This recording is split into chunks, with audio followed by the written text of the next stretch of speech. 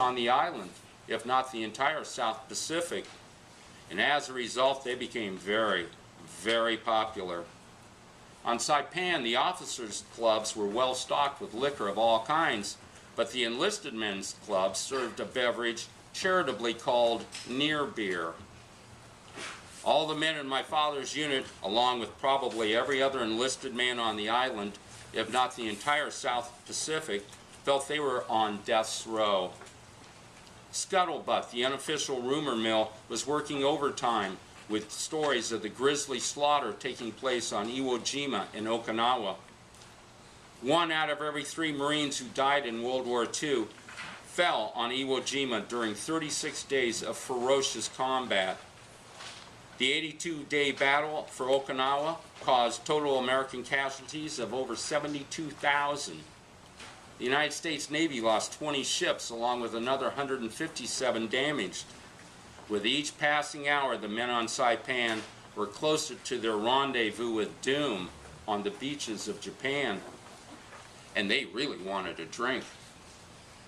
In May, a high-ranking naval officer appeared on the island to do a photographic history of the pre-invasion buildup. He took the photo of the laundry room. As he was leaving, my father jokingly invited him to their informal, unofficial after-hours get-together.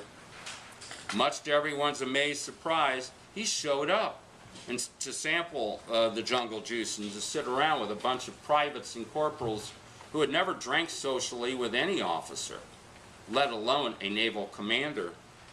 As he was leaving, he gave my father the picture from the laundry room and wished him good luck. There was more to life on Saipan in the late spring of 1945 than just training, doing laundry, and drinking.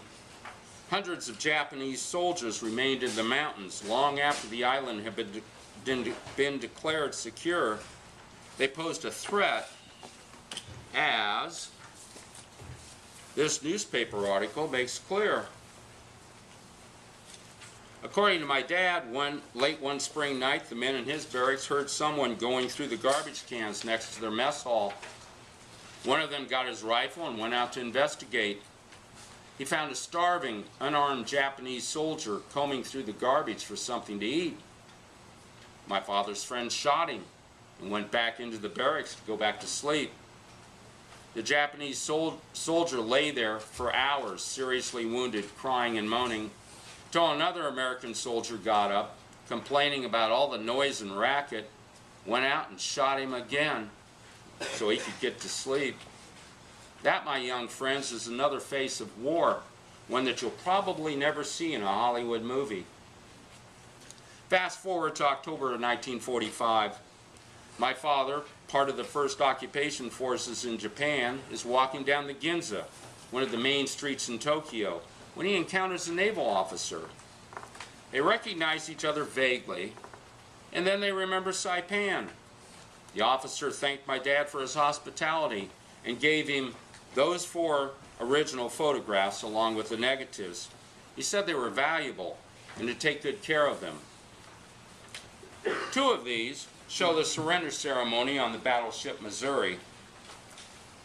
This first one shows the foreign minister signing the surrender document at 9:25 on September 2nd, 1945. And you can tell him because he's wearing a nice suit and tie. The second one shows the chief of the Imperial General Staff, General Yamizu, signing for the armed forces. He's wearing a uniform. When the ceremony was finished, he went home and committed suicide. While meaningful, these pictures are not particularly rare. The surrender ceremony might have been the most photographed event of the 20th century. The other 2 photographs are an entirely different matter. One of them shows Douglas MacArthur setting foot on Japanese soil for the first time, 2 days before the surrender ceremony. The second one shows him congratulating the commander of the 8th Army, Lieutenant General Robert Lawrence Eichelberger. As they shook hands, MacArthur told him, "Well, Bob, it's been a long road from Buna to Tokyo Bay, but, as they say in Hollywood, this is the big payoff." Only 2 photographers were with MacArthur on the flight from Manila. I've researched the subject and have concluded that one of them was the world-famous photographer Edward Steichen, who headed the Naval Combat Photography Unit during World War II. He won an Academy Award in 1945 for a documentary about the aircraft carrier Lexington. He was the editor of this book here called U.S. Camera, 1946.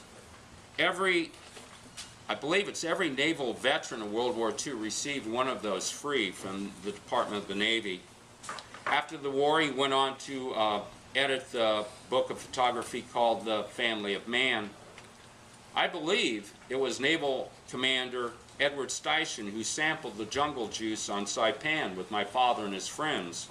I know that he visited American bases in the Marianas in late spring of 1945. Now, Winston Churchill said that of all the acts of valor in that terrible struggle, he considered MacArthur's arrival in Japan with a small, unarmed escort the single bravest act of World War II. And we have a photograph of that right there. You can find the complete story of his arrival in the book American Caesar by William Manchester, which is now part of the Madison Historical Resource Center. You'll find in that book a picture of MacArthur at the top of the stairs. This one shows his foot actually touching Japanese soil, symbolically ending the most terrible war in human history. Now, I've studied World War II for most of my life, and I've never seen that picture anywhere. While further research is necessary, I don't believe you could find it at the Smithsonian Institute, or the National Archives in Washington, D.C., or at the Douglas MacArthur Museum in Norfolk, Virginia. I'm very proud that its home is here at Madison High School, Portland, Oregon. I believe that this year the History Department at Madison, in partnership with my family, have begun something very special, the Historical Resource Center. It contains a substantial library of historical books, an interesting and I hope thought-provoking collection of old maps, rare and important historical photographs, and artifacts from the Civil War and both World Wars. There are items here that can be found in no other high school in the state of Oregon, or perhaps anywhere else in the United States. I hope to see this resource center grow and thrive in the years to come, and I further hope it helps generations of future students explore their heritage and the inheritance that is history. I would encourage each one of you here today to ask your parents if your family might have something of historical significance to contribute. Something sitting in a box in a dusty, ignored corner of a basement or attic or garage that could take on a new life here.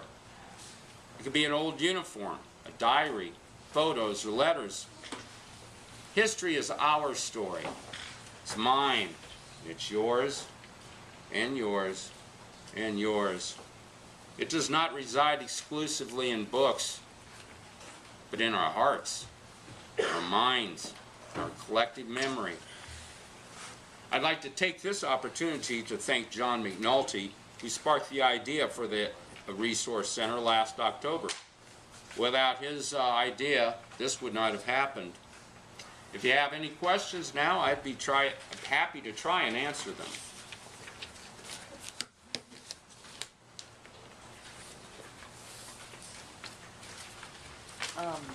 Yes, sir.